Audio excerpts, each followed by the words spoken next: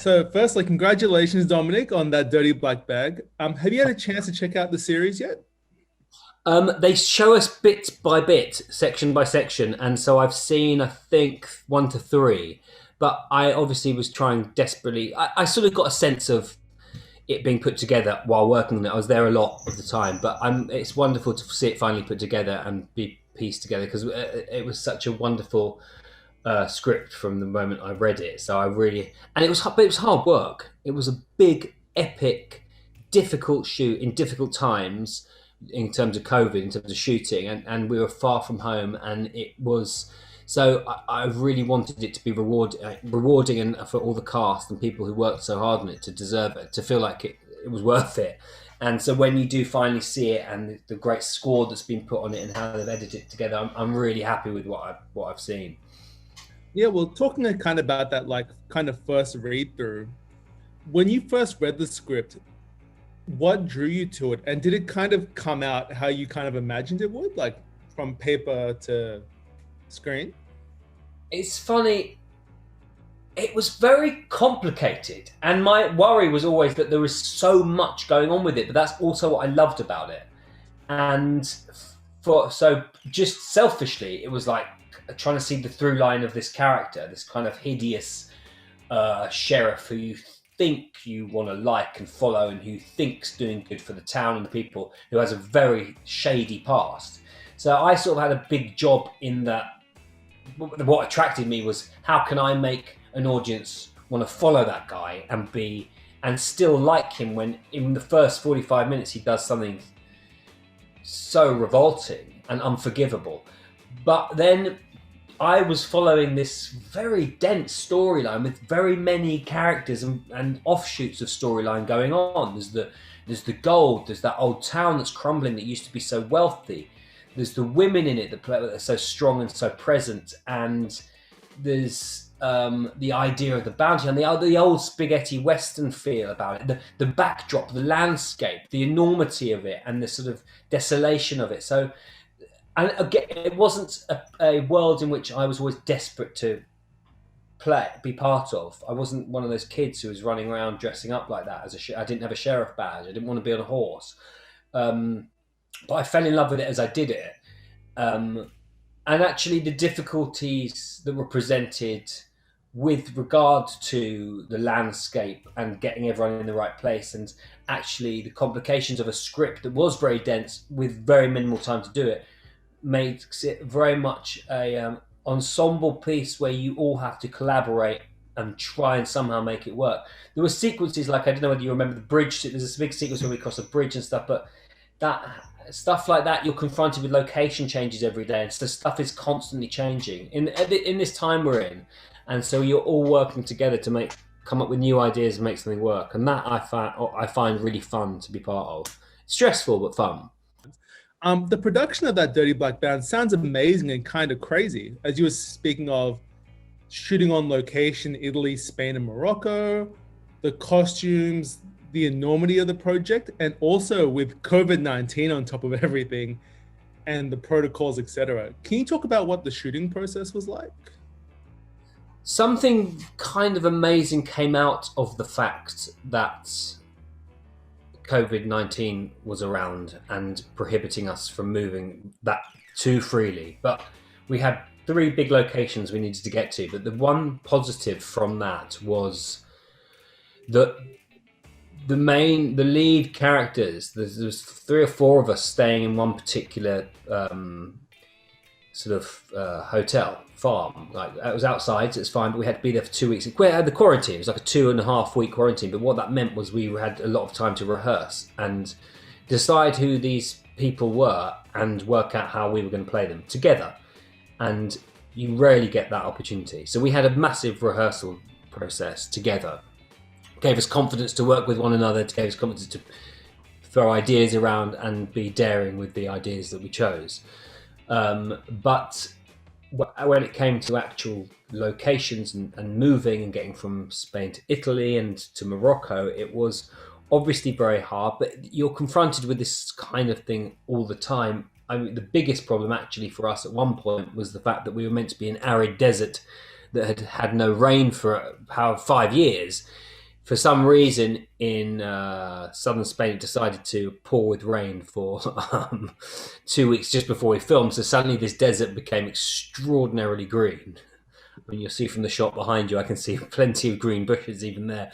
And that presents a problem because then you're having to find quickly change this, and this kind of stuff happens overnight. If there's rainfall overnight in a desert, you're suddenly confronted with a big green bush, and you need to quickly discover rocky, arid land again.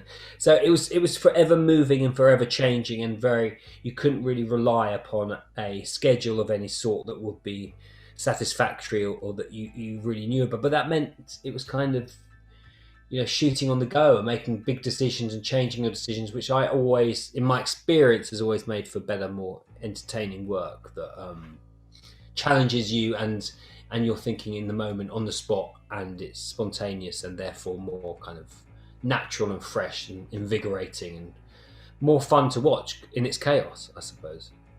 I like how in the show water is more expensive than whiskey, but in real life water is the same price as water.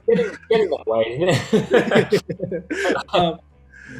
And we kind of spoke a bit on it earlier, but kind of talking about Arthur, what got you into the mindset, but also the physicality? Because I love with this show, there's these great wide shots that we're able to see your full performance. And he is a nasty character, but he does have a certain kind of swagger about him. And it was great that you got to see all of that. So can you kind of talk about developing Arthur and his kind of physicality too?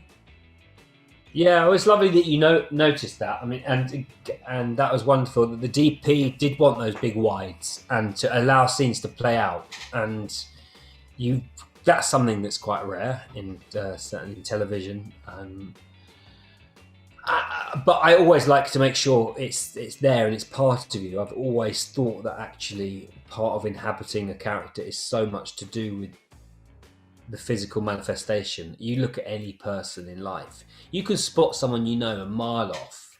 It's weird, just from their physical appearance, very far away. I don't know what it is. It's weird. This whole shape, the silhouette, the jerkiness or the smoothness or the, as you said, the swagger to him. He has got a swagger, and he's become comfortable in an environment where he can utilize that swagger, and the badge emphasizes that swagger and allows that swagger to be more than it is. In reality, the guy's terrified, I think, of the future and of the past.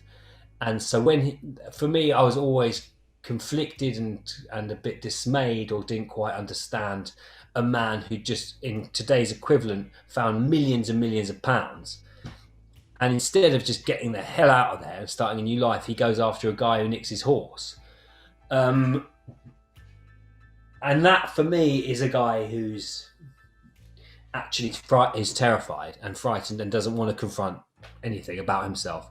So his physical manifestation is someone very cool, but you slowly, hopefully, you see it break down, and this bravado and this sense of security. By the end, you haven't got there yet, you haven't seen it, but he's in this shop and everything's gone to shit and everything's fallen apart. And he's a bit decrepit and not very together, and that you can manifest physically, and it's really good without any words. You can kind of just show that. That's the beauty of TV and film. So it was really fun exploring that, and he kind of has a twitch in quite a lot of it as well. I didn't want to do too much of that, but that became sort of natural as well with him. Again, when he gets uncomfortable, or he has to maybe entertain the idea of seeing who his brother is, or being reminded of who he is and the violence that he can cause. But I love doing that sort of stuff. I think it's really important to physically inhabit those people. Yeah, I really love the fact that he's the sheriff of Greenvale, but there's literally, the way the story's set out, there's all these kind of stories happening in an ecosystem that he kind of really has no control over, but he kind of thinks he does, and he walks around with that confidence, which really, in the first 3 episodes I got to see, really kind of stuck with me, because he's walking around town, leaning on things, pointing out at people. But yeah, the whole show is all these mechanisms are happening that are... I love that. Yeah, ecosystem is such a great word to use for that for Greenvale. It's sort of a finely balanced ecosystem that relies upon the frailty of some and the strength of others. I think that's really exactly what it is. And Yeah. it's all pretense. It's all, and I love that you say ecosystem because you pull one bit of it away, or the water dries up, or something, or people are suddenly under pressure, and the whole thing falls apart, which it does. Yeah. Um, and so to quickly kind of wrap up, the last question we kind of have is about your kind of chemistry or anti-chemistry with Douglas Booth's character, Red Bill, who in real life you've known for years, who I think your mum was his nursery school teacher, I believe. Yeah. Yeah, it's funny. It's lovely. It's a nice story. He's much younger than I am, but when he started acting, it was always we always bumped into each other in places, and he has very fond memories of being at that school that I was also at. But so we had always had that connection. She speaks so fondly of him and his family, and so, but we've always been a bit like brothers, I suppose, in that he's really always managed to rip into me like a little brother, and kind of has always come out on top. Like he really slanders me and takes the mick out of me in front of people in that sort of Aussie humour way. You know how every time I'm in Australia, that's why I love being there. There's this wonderful camaraderie which is based upon actually not taking yourself too seriously and being able to joke with each other and laugh at yourself. And so we have that relationship. I just thought it was very important to work out how it seems on paper that they're like that with each other. They clash, and one always gets the upper hand over the other one. And I think that's what I really wanted to look into and investigate and work out how that would come across on camera and how could that be fun rather than just in the old eye to eye standoff kind of nature. I wanted it to be sort of fizzing under the surface, where they each win control of the scene by saying something a bit sort of pointed that upset the other one unexpectedly, not like just kind of a gun to the head, but something clever, the sharpness, the speed of wit that got the other one. I thought that would be more exciting. So that it really helped, and again, just trust and knowing each other and being able to take advice from each other when you're friends. So Christian, Doug, and I, and Ivan, who's in the back of that shot, we were all together for a long time, and we became even better friends. But we were always able to offer up advice without it being met with kind of aggression or thinking it was under the wrong kind of for the wrong reasons. It was done out from pure heart and helpfulness. We were all in it together. And actually, that's how you make the best work. So how about trying that? Why don't you give that a go and then go, oh yeah, that's a really good idea, actually, I will. Whereas a lot of the time when you don't get to have that chemistry on set, you don't get that time with each other, it can be more competitive, for lack of a better word. Like it can be just a bit, I'm gonna protect myself by trying to be best in this, and I'll make you worse. And that can sometimes happen, especially a bunch of blokes on a film set, who've never met. A bunch of actors who don't know each other that well. So it's totally the opposite of that, which is really good. That's amazing. I guess I have one more question to quickly wrap up. With this show being a spaghetti western, but it feels like with streaming, there's been a real boom in genre storytelling. And you've been a part of a lot of genre kind of projects. How do you kind of feel about that? Where like it really has returned to a lot of these series being really meaty in a real writer's medium again, and really like drawing big audiences. How do you feel about that? Well, just the landscape of our world that we're working in. Is that what you mean? Just how I'm very privileged to be part of it and very fortunate that the industry goes in and out of various tastes, and you can't help but kind of, and for one respect, miss the art. I now kind of miss independent movies, which are finding harder and harder to be made. But then on the other hand, we were always craving stories with this much scope, and where we would be able to investigate characters for this amount of time and really get to know them and work with the writers, and for it to become actually for you amazing time. It's an incredible time for television.